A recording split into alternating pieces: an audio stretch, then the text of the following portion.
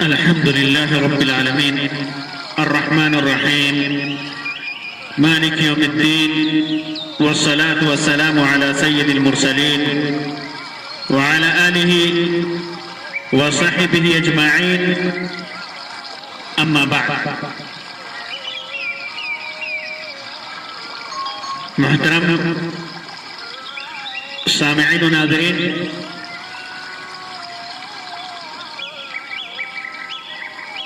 آج کی اس مجلس میں ایک بہت ہی بہترین دعا کے سلسلے میں بتاؤں گا، جس دعا کو اللہ کے رسول صلی اللہ علیہ وسلم نے اپنی امت کو سکھایا ہے. وہ دعا ایسی چیز سے بچنے کے لیے سکھائی گئی ہے جو انسان کو دین سے خارج کر دیتی ہے، اور وہ چیز ہے شرک. آدمی عمل کرتا ہے، بسا اوقات جان بوجھ کر اس کے اندر غلطی کرتا ہے، اور بسا اوقات انجانے میں اس سے وہ غلطی ہو جاتی ہے. شرک کے بعض قسمیں ایسی بھی ہیں کہ انجانے میں انسان سے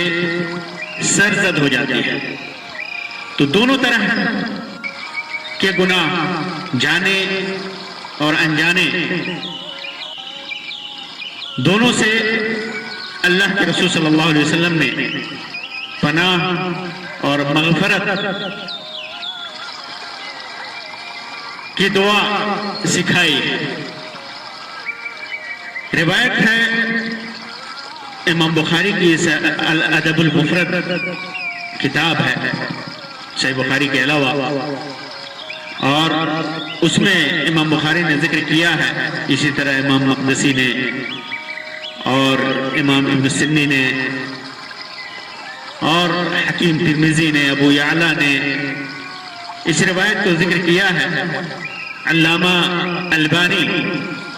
اور دیگر محدثین نے اس روایت کو صحیح قرار دیا ہے، اس کی سند کو صحیح قرار دیا ہے. وہ روایت معقل ابن یسار رضی اللہ تعالیٰ عنہ کی ہے. فرماتے ہیں کہ میں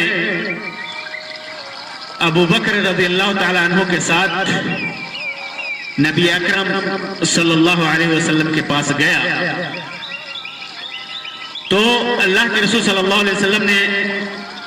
ابو بکر رضی اللہ تعالیٰ عنہ سے مخاطب ہو کر فرمایا، یا ابا بکر،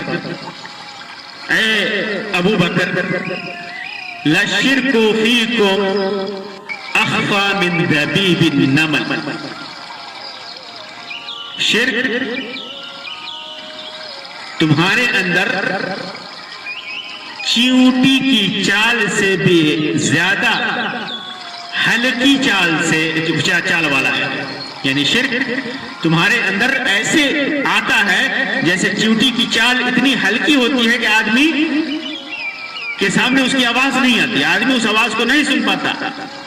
اس کو محسوس نہیں کر پاتا، چیونٹی کی چال اتنی ہلکی ہوتی ہے. تو شرک بھی چیونٹی کے اس چال سے بھی زیادہ ہلکے انداز میں تمہارے اندر آتا ہے. اخفا، اس سے بھی زیادہ خفیف، اس سے بھی زیادہ ہلکا. جب اللہ کے رسول صلی اللہ علیہ وسلم نے یہ بات بتائی تو ابو بکر رضی اللہ تعالیٰ عنہ نے کہا، وَحَلِ الشِّرْكُ إِلَّا مَنْ جَعَلَ مَعَ اللَّهِ إِلَٰهًا آخَرَ. کہ شرک تو یہ ہے کہ آدمی اللہ تبارک و تعالیٰ کی عبادت کے علاوہ یا اللہ کی عبادت کے ساتھ کسی غیر کی عبادت کرے. اللہ تبارک و تعالیٰ کی عبادت کے ساتھ اللہ کو معبود بنانے کے ساتھ کسی اور کو معبود بنائے، اللہ کی عبادت کے ساتھ کسی اور کی عبادت کرے، غیر کی عبادت کرے، تو کیا یہ شرک نہیں ہے؟ ابو بکر رضی اللہ تعالیٰ عنہ نے یہ سوال کیا تو اللہ کے رسول صلی اللہ علیہ وسلم نے فرمایا والذی نفسی بیدہ، اس ذات کی قسم جس کے ہاتھ میں میری جان ہے، لشرک اخفی من دبیب النمل، کہ شرک چیونٹی کی چال سے بھی زیادہ ہلکی چال والا ہے۔ یہ اللہ کے رسول صلی اللہ علیہ وسلم نے اللہ کی قسم کھا کر کے فرمائی۔ اس روایت میں لشرک فیکم اخفی من دبیب النمل، اس سے یہ پتہ چلتا ہے کہ انسان ایمان سے نکل جاتا ہے بسا اوقات کفر کے ذریعے، یا کفر کے اندر داخل ہو جاتا ہے یا شرک کے اندر داخل ہو جاتا ہے اور اسے احساس بھی نہیں ہوتا۔ انسان بسا اوقات ایسے عمل کا ارتکاب کرتا ہے کہ اس عمل کی وجہ سے وہ کافر ہو جاتا ہے اور یا مشرک ہو جاتا ہے، لیکن اسے احساس تک نہیں ہوتا۔ یہ روایت واضح طور پر بتا رہی ہے۔ بہت سارے لوگ کہتے ہیں نا کہ ایمان لانے کے بعد، مسلمان ہونے کے بعد آدمی شرک کر ہی نہیں سکتا۔ یہ غلط تعویل ہے۔ وہ اپنے شرک کو، اپنے خرافات کو، اپنی گمراہیوں کو جواز دینے کے لیے اور ان گمراہیوں کے لیے، شرکیات کے لیے جواز پیدا کرنے کے لیے یہ استدلال کرتے ہیں، ایسی باتیں کرتے ہیں، ورنہ حقیقت یہ ہے کہ آدمی بسا اوقات اسے احساس بھی نہیں ہوتا اور وہ شرک یا کفر میں داخل ہو جاتا ہے۔ تو ابو بکر رضی اللہ تعالیٰ عنہ نے کہا کہ اللہ کے رسول صلی اللہ علیہ وسلم، یہ شرک تو یہ ہے کہ آدمی اللہ کے ساتھ کسی غیر کی عبادت کرے۔ اصل میں ابو بکر رضی اللہ تعالیٰ عنہ نے اپنی سمجھ کے مطابق یہ بات کہی۔ معلوم کیا ہوا کہ بہت ساری باتیں بڑے علماء سے بھی مخفی ہوتی ہیں۔ بہت ساری باتیں علماء بھی، بہت ساری چیزیں بڑے بڑے علماء اپنے حساب سے جو سمجھتے ہیں وہ اپنے حساب سے اسے بیان کرتے ہیں۔ پھر اس کے بعد جب ابو بکر رضی اللہ تعالیٰ عنہ نے یہ بات کہی تو اللہ کے رسول صلی اللہ علیہ وسلم نے قسم کھائی، والذی نفسی بیدہ، یہ قسم اس بات کی دلیل ہے کہ اللہ کے رسول صلی اللہ علیہ وسلم نے اس شرک کے بھیانک پن کو واضح کیا ہے، اس شرک کے خطرناکی کو واضح کیا ہے۔ یہ شرک اس شرک کے بارے میں ہے جو انسان اپنی عبادتوں میں کرتا ہے اور اسے شرک خفی کہا جاتا ہے، یعنی ریاکاری، دکھاوا، نیک عمل میں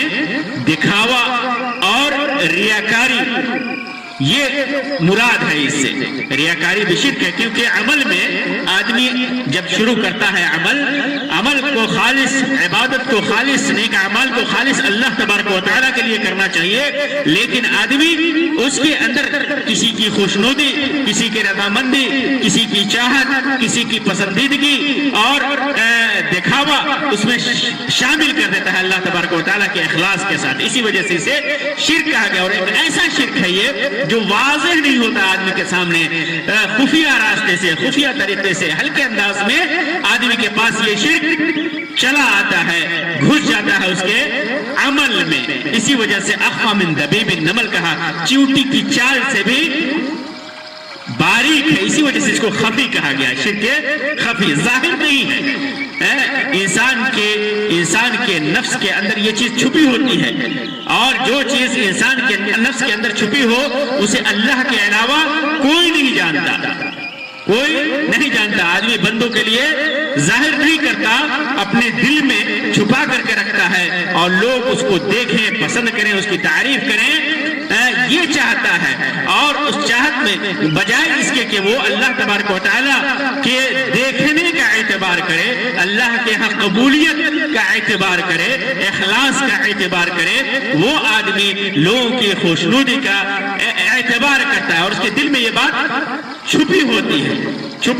اسی وجہ سے اسے شرک خفی کہا گیا ہے۔ یہ ریاکاری ہے۔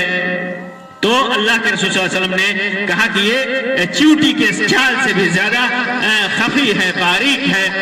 اور چھپی ہوئی چیز ہے۔ اچھا، اللہ کے رسول صلی اللہ علیہ وسلم نے یہ بتایا کہ بندہ اس شرک سے معمون نہیں ہے، محفوظ نہیں ہے، کیونکہ بہت زیادہ ہلکے انداز میں یہ شرک آتا ہے، اور یہ بات اللہ کے رسول صلی اللہ علیہ وسلم نے بیان کی کس کے لیے؟ کس کے سامنے؟ صحابہ اکرام رضی اللہ تعالیٰ عنہ کے سامنے، جن کا زمانہ خیر العصور اور خیر القرون کا زمانہ ہے، اور جو عبادت اور اخلاص میں ہم سے کئی گنا بڑھے ہوئے ہیں۔ شرک اور کفر کا تو ان سے تصور بھی کرنا محال ہوتا ہے، لیکن پھر بھی اللہ کا رسول صلی اللہ علیہ وسلم نے ان کے سامنے بیان کیا، تو ہم کس شمار و قطار میں ہیں، ہم کس شمار و قطار میں ہیں۔ اور ابو بکر رضی اللہ تعالیٰ عنہ نے اسی وجہ سے کہا کہ اہل الشرک الا من جعل مع اللہ الہ آخر، کیا شرک تو صرف یہ ہوتا ہے کہ اللہ تبارک و تعالیٰ کے ساتھ کسی کی عبادت کی جائے؟ تو ابو بکر رضی اللہ تعالیٰ عنہ کے سامنے شرک کا بڑا ہونا، بڑے گناہ میں سے ہونا یہ سامنے تھا ابو بکر رضی اللہ تعالیٰ عنہ کے سامنے، اور اس سے یہ بھی پتہ چلا کہ بعض مسائل بڑے علماء سے مخفی بھی ہوتے ہیں، بڑے علماء اپنے سمجھ کے حساب سے بیان کرتے ہیں۔ ابو بکر رضی اللہ تعالیٰ عنہ نے وہی سمجھا تھا، وہی بڑا شرک سمجھا تھا جو غیر اللہ کے ساتھ، غیر اللہ کو اللہ تبارک و تعالیٰ کے ساتھ عبادت میں شامل کیا جائے، اس کی ذات میں، اس کی صفات میں شامل کیا جائے۔ پھر اس کے بعد جب اس شرک کے بھیانک پن کو اللہ کے رسول صلی اللہ علیہ وسلم نے واضح کر دیا تو فرمایا الا ادلک علی شیء اذا فعلته ذهب عنك قلیلہ وکثیرہ۔ پھر اس کے بعد اللہ کے رسول صلی اللہ علیہ وسلم نے فرمایا کہ کیا میں تجھے ایسی دعا نہ سکھاؤں، ایسا وظیفہ نہ بتاؤں کہ اگر اس وظیفے کو کرو گے، اس دعا کو مانگو گے تو ذهب عنك قلیلہ وکثیرہ، تو اس کا تھوڑا، یعنی تھوڑا شرک کیا ہو یا زیادہ شرک کیا ہو، تھوڑا کیا ہو یا زیادہ، سب ختم ہو جائیں گے، سب ختم ہو جائیں گے۔ میں تجھے ایسی چیز نہ بتاؤں جو اس شرکیات سے تمہیں پاک کر دے، کیونکہ یہ عمل جب انسان کے عمل میں داخل ہو جاتا ہے، انسان کے دل میں داخل ہو جاتا ہے تو اعمال کو برباد کر دیتا ہے، اور جب آدمی اس عمل سے پناہ طلب کرے، مغفرت طلب کرے، تو پھر وہ چیز چاہے تھوڑی ہو یا زیادہ ہو، ریاکاری تھوڑی ہو یا زیادہ ہو، شرک خفی کم ہو یا زیادہ ہو، وہ اللہ تبارک و تعالیٰ ختم کر دیتا ہے، اس کا گناہ بھی نہیں ہوتا، اور اس سے آدمی بچتا بھی ہے اور بچنے کی کوشش بھی کرتا ہے۔ پھر اس کے بعد اللہ کے رسول صلی اللہ علیہ وسلم فرمایا قل، کہو اللہم انی اعوذ بکا، یہ دعا مانگو، اللہم انی اعوذ بکا،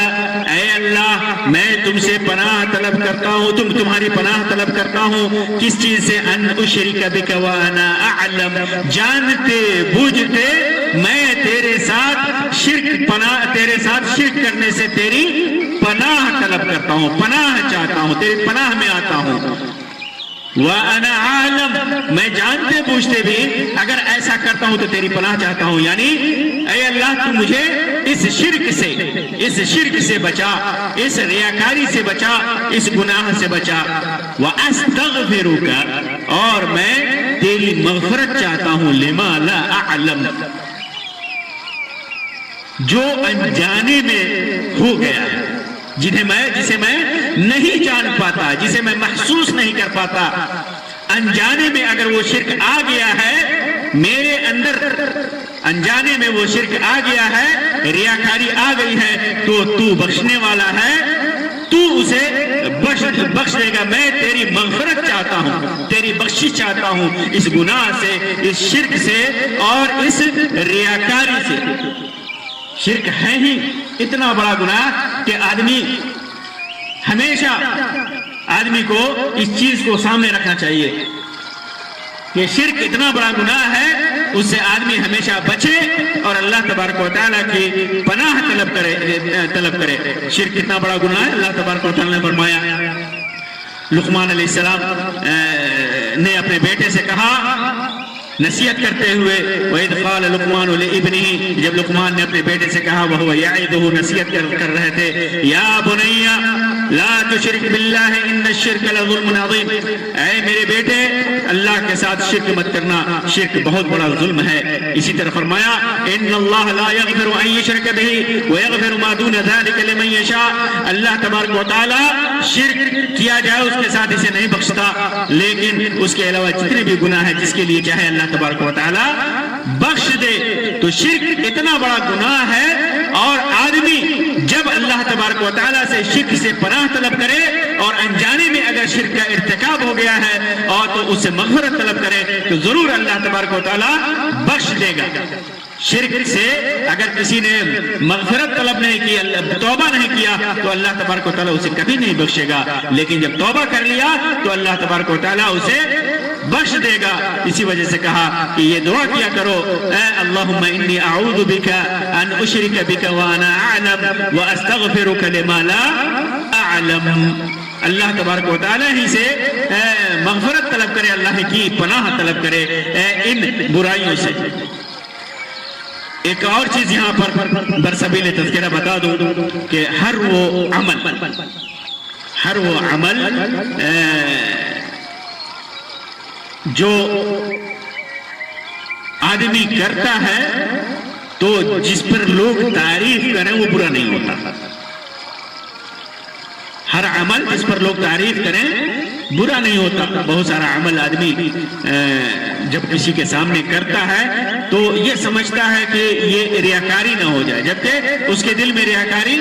نہیں ہے. تو آپ کو بتا دیں کہ خوشی ہر عمل پر آدمی خوش ہوتا ہے, جب بھی نیک عمل کرتا ہے تو خوش ہوتا ہے. تو یہ نہیں کہا جائے گا کہ ہر عمل جس پر وہ خوش ہوتا ہے یا جس پر اجر کا متمنی ہوتا ہے, اجر چاہتا ہے, وہ ریاکاری ہی ہے. خوشی ریاکاری نہیں ہے, کیونکہ خوشی کی دو قسمیں ہیں. ایک محمود خوشی جس کی تعریف کی جائے, جو اللہ تبارک و تعالیٰ کے ہاں پسندیدہ ہے, اور ایک مذموم جو قابل مذمت ہے, ناپسندیدہ ہے. محمود خوشی, پسندیدہ خوشی یہ ہے کہ انسان اپنے عمل کو چھپانا چاہے, اللہ کے لیے, خالص اللہ کے لیے وہ عمل کرے, وہ خالص اللہ کے لیے عمل کرے, دل میں کوئی ریاکاری نہیں ہے, ریاکاری نہیں ہے. مثلا جماعت سے نماز پڑھنے کے لیے مسجد میں جاتا ہے تو اس نیت سے جاتا ہے کہ اللہ تبارک و تعالیٰ نے حکم دیا ہے, اللہ کی عبادت کرنے جا رہا ہے, اپنے ایک فریضے کو ادا کرنے جا رہا ہے, اور اس کے بعد لوگ اس پر واقف ہو جاتے ہیں. ظاہر سی بات ہے کہ جماعت میں جائے گا تو واقف ہو جائیں گے. اسی طرح رات کو اٹھ کر کے تہجد پڑھا یا صدقہ و خیرات کیا اور اس کو چھپایا, اللہ تبارک و تعالیٰ کے لیے چھپایا, لیکن لوگوں کو معلوم ہو گیا کہ اس نے رات میں تہجد پڑھی ہے, یا لوگوں کو معلوم ہو گیا کہ اس نے صدقہ اور خیرات کیا ہے, یا یہ روزہ رکھا ہے, تو اس کو جاننا چاہیے کہ اللہ تبارک و تعالیٰ نے لوگوں کو اس پر مطلع کیا ہے. اس نے چھپانے کی کوشش کی ہے, خالص اللہ کے لیے کیا ہے, لیکن لوگ اس پر اس کی تعریف کر رہے ہیں, لوگ اس پر اس کی تعریف کر رہے ہیں, اس سے اس کے دل میں خوشی ہوتی ہے.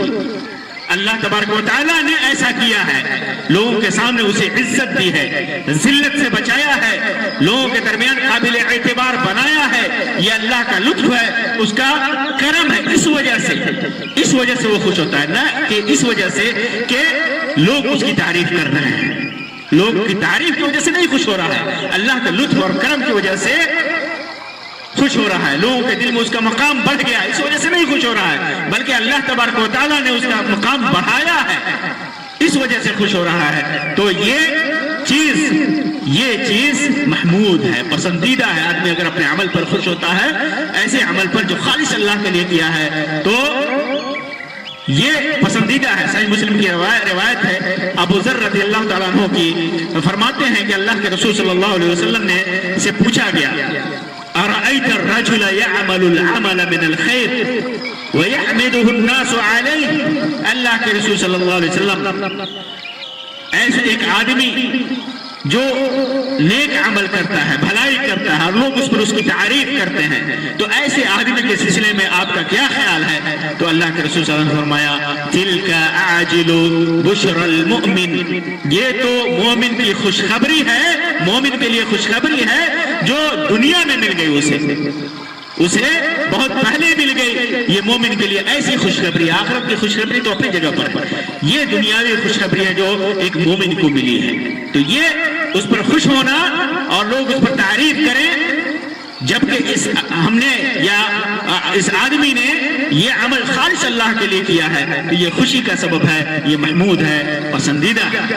لیکن وہی عمل آدمی دکھاوے کے لیے کرے، لوگ اس پر واقف ہو جائیں، لوگ جان جائیں اور اس سے خوشی ہو، اس کا مقام و مرتبہ لوگوں میں بڑھ جائے،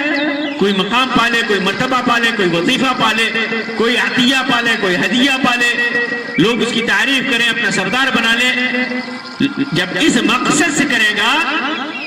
تو پھر ھذا مذموم، تو یہ تعریف، یہ خوشی، یہ مذموم ہے، اور یہی اگر عبادت میں ہے،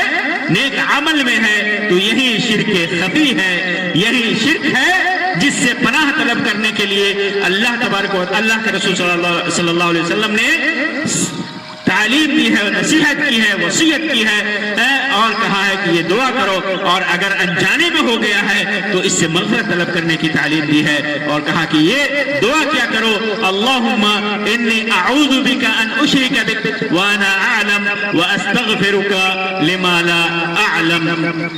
تو میرے بھائیوں، اس چیز کو ہمیشہ اپنے نفس کو کا مراقبہ کرنا چاہیے، اپنے نفس کو دیکھنا چاہیے، اپنے نفس کو آزمانا چاہیے اور اس کا محاسبہ کرنا چاہیے ہر وقت جب بھی عبادت کرنے کہ ہم یہ عبادت کر رہے ہیں کہیں ریاکاری کے لیے، کہیں دکھاوے کے لیے تو نہیں کر رہے ہیں، اور اگر دل میں ایسا خیال پیدا ہو تو فوراً یہ دعا پڑھ لے کہ اللہم انی اعوذ بک ان اشرک